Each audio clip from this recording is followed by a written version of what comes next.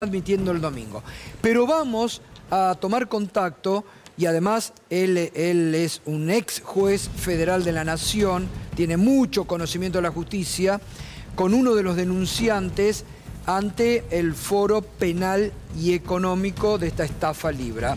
El doctor Guillermo Tiscornia. ¿Cómo le va, doctor? Buenas noches. Buenas noches, Gustavo, y muchas gracias por el contacto. No sé si estuvo viendo el testimonio de estos dos arrepentidos que presentábamos al inicio del programa. Por supuesto que sí, y yo diría que esto remite a una apertura de una caja de Pandora con un desarrollo impredecible, porque una vez que se abre esto, las evidencias se pueden colectar en progresión geométrica. Esto puede tener un crecimiento exponencial y con derivaciones insospechadas en todos los sentidos. Es decir, evidentemente en los Estados Unidos se está llevando a cabo una tarea reconstructiva, como bien se señalaba en el informe, y lo más importante no solo es el impacto de las antenas, sino lo que sería mucho más beneficioso para el esclarecimiento es el secuestro de los dispositivos celulares, porque analizando su contenido, ahí puede haber todo tipo de intercambio epistolar electrónico y evidencias de todo tipo y color. O sea que, evidentemente, esto marca la apertura de una investigación que promete tener un impacto impredecible. Creo que su colega, si no me equivoco, Alconada Amón, algo de esto estaba insinuando. O sea, ya anticipaba, no solo él, sino también ustedes, también obviamente, de que se estaba moviendo la cosa en los Estados Unidos, ¿no? Sí. Independientemente de la acción colectiva, que la acción colectiva de clase me parece que apunta más a un reclamo en concepto de daños y perjuicios. Y esta denuncia, esta investigación, nos remite a una cuestión criminal, a la investigación propiamente de la estafa. No sé si a los Estados Unidos esto lo va a llevar al delito de conspiración, porque usted sabe bien, Gustavo, que la conspiración es un delito federal, que podría eventualmente concurrir con el delito de estafa. ¿Por qué? Porque este tipo de delitos podría poner en riesgo la credibilidad del mercado no tan solo bursátil, sino que el mercado financiero. O sea, el sistema financiero podría estar afectado en los Estados Unidos. Entonces, en ese caso, no solo esto se configuraría o se acotaría a una mera defraudación, sino que podría agregársele el delito de conspiración, que es un delito federal, con lo cual la situación puede agravarse y bastante, ¿no? Ahora, doctor, yendo acá a la justicia argentina, usted presentó una de las primeras denuncias ante el Fuero Penal y Económico, ¿no? Correcto, porque un solo episodio, Gustavo, disparó un múltiple encuadre normativo. ¿Qué quiere decir esto? Que independientemente del fraude financiero propiamente dicho, que resulta ser de competencia exclusiva del Fuero Federal en lo criminal y correccional federal, a cargo en este caso de la doctora Servini Cubría con la intervención de Picaltayano, también en simultáneo, en una relación de concurso ideal, artículo 54 del Código Penal, se configura lo que se llama un fraude bursátil, un agiotaje. ¿Qué significa el agiotaje? Es decir, está previsto en el artículo 300, inciso primero del Código Penal, y la modalidad comisiva describe la conducta punible. ¿En qué consiste la conducta punible del agiotaje? Consiste en que una coalición o un grupo determinado que concentra la oferta de una mercancía o género, así dice el Código Penal, y abro paréntesis, cuando el Código Penal utiliza el vocablo género, incluye el criptoactivo o todo tipo de activos que sean susceptibles de apreciación económica. Entonces, esa coalición o ese grupo de oferentes que concentran la oferta de un determinado activo, en este caso un activo cripto, lanza a la oferta ese activo, pero en este caso con un ingrediente fundamental, que es que el propio presidente de la Nación cuelga, para decirlo más claramente, un tuit con un hipervínculo, con un token, que es una simple invitación a generar un contrato para la compraventa del activo.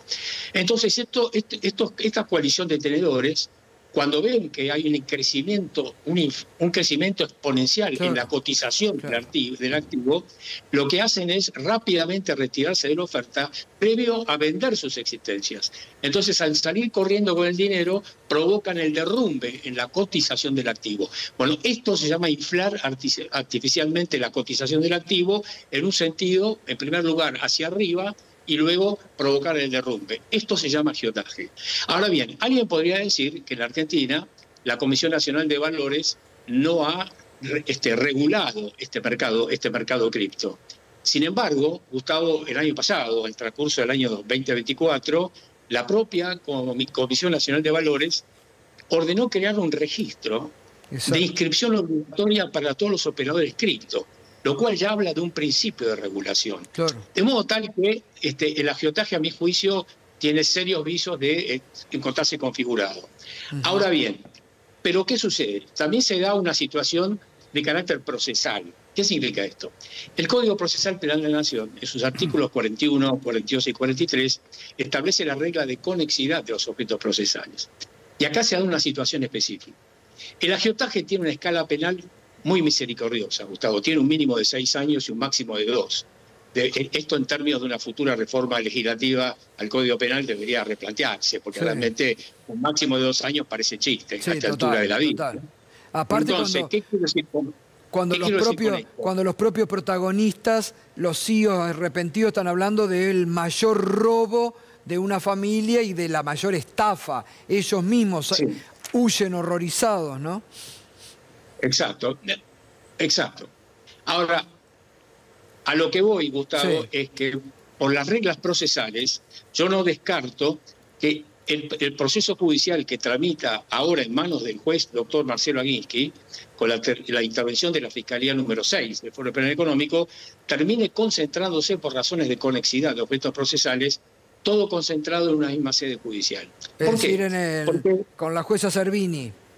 ¿Por qué? Porque el Código Procesal es muy claro. Dice, si la tramitación separada de los respectivos procesos, cada uno en su sede judicial, contribuyera a generar demora, bueno, esto conspiraría contra una rápida administración de justicia y se garantizaría mayor celeridad si todo quedara concentrado en una misma sede. Esto es una conjetura que yo hago en base a una básica experiencia judicial pasada, ¿no? Claro. Pero más o menos este es el cuadro de situación. De momento, hasta donde yo sé... Doctor, discúlpeme, doctor, pero usted con la experiencia de haber sido juez, con toda la información desplegada en estas 2 semanas, ¿cree que está actuando bien la justicia argentina o está un poco lenteja? Yo creo que la última intervención que tuvimos, Gustavo, que usted amablemente me entrevistó el viernes pasado, si no me equivoco, yo diría que evidentemente la experiencia me dice que el delito no espera y que acá el factor tiempo es fundamental. Y yo creo que la crítica que yo haría, y esto es respetuoso, es que la doctora Sabrina Cubría debió haber actuado rápidamente con el fiscal subrogante, porque en aquel tiempo, cuando esto estalló, el día de los enamorados, si no me equivoco, San Valentín, 14 de febrero. Cuando esto estalló, evidentemente la jueza debió haber dado intervención inmediata al fiscal subrogante, que creo que era el doctor Policita, sin esperar a que regresara el doctor Tayano. Claro. Esos días de ventaja son fundamentales, porque ahí se pudo haber decretado el secreto del sumario, artículo 204 del Código Procesal Penal. A mi juicio y respetuosamente, yo creo que el Ministerio Público Fiscal debió haber utilizado el mecanismo que adjudica el artículo 224 del Código Procesal Penal de la Nación, que es el registro domiciliario o la orden de presentación, haber secuestrado los teléfonos celulares, más que nada, yo diría, del personal que cumple funciones en la Secretaría General de la Presidencia, no para que se los vaya a involucrar, Gustavo, sino simplemente que obtenidas esos dispositivos celulares y examinado su contenido y los posibles intercambios epistolares, ahí usted tiene mayor posibilidad de tener una base de esclarecimiento más seria, más sólida. Que creo que es lo que está haciendo Estados Unidos, me parece. Por lo que usted ha dicho. Ahora, también yo creo que el juez en lo penal económico no tuvo más remedio que pedirle al fiscal Tayano copia de todas las denuncias que fueron radicadas, y supuestamente el fiscal Tayano le va a enviar al doctor Aguinsky copia de todas las providencias y todas las órdenes y las medidas que está ordenando, y después el doctor Aguinsky tomará cartas en el asunto, corriéndole traslado, corriéndole una vista a la Fiscalía Penal Económica 6, donde se dan 3 opciones. La primera, que el fiscal promueva un requerimiento formal de investigación, o sea, apertura de la investigación. La segunda, que propicie, por razones de conexidad de objetos procesales, la transferencia del caso a manos de la doctora Sabrina Cubría.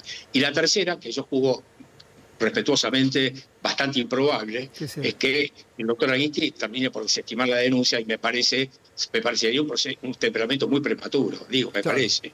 Doctor, Sí. se habla mucho de la justicia de Estados Unidos, lo que está ocurriendo en la justicia argentina. En una de las exposiciones que hace el presidente Javier Milei, dice, creo que solo deben haber estado involucrados 5 argentinos. Es decir, como diciendo, si hubo algo, eso no afecta a los argentinos, por lo tanto, uno podría presumir, no tiene relevancia.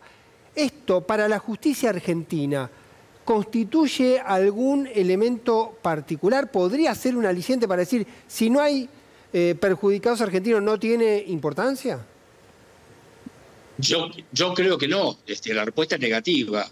Tiene importancia, independientemente de que las víctimas puedan ser de nacionalidad argentina o extranjeros. Es cierto que este tipo de delitos tiene una connotación muy clara, y lo explicaba bien el doctor Martín Lippert en una entrevista que le concedió a Gustavo días pasados. Es un delito transnacional. Evidentemente, el mercado cripto proyecta su actividad hacia todas las latitudes del mundo.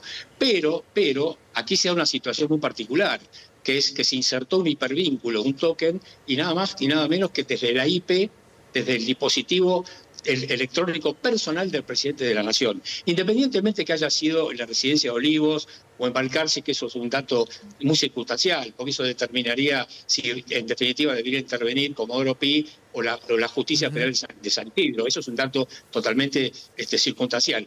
Pero a lo que voy es que el hecho de que se haya colgado ese tuit y estableció un hipervínculo determina la competencia de los tribunales argentinos, porque usted sabe muy bien que el Código Penal argentino consagra un principio de territorialidad. ¿Qué significa?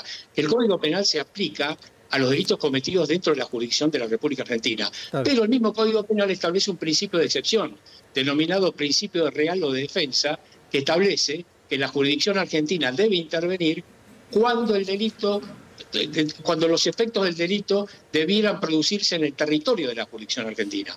Y respondo concretamente, independientemente de la nacionalidad de las víctimas, el hecho de que se haya colgado ese tuit, digo bien, y insertado ese hipervínculo, determina la competencia de los tribunales argentinos. Y si sean 5, sean 2 o sea 1, el episodio es grave por igual. Grave por igual. Bien. Doctor, muchísimas gracias, muy completo, muy clarificador, así que ha sido importantísimo escucharlo, ¿eh? Un abrazo. Bueno, un abrazo, muchas gracias, Gustavo, un respeto a la mesa. Y bueno, Gustavo, no nos perdamos el tiempo, siempre la misma invitación. No nos olvidemos, ¿no? No perdamos el tiempo.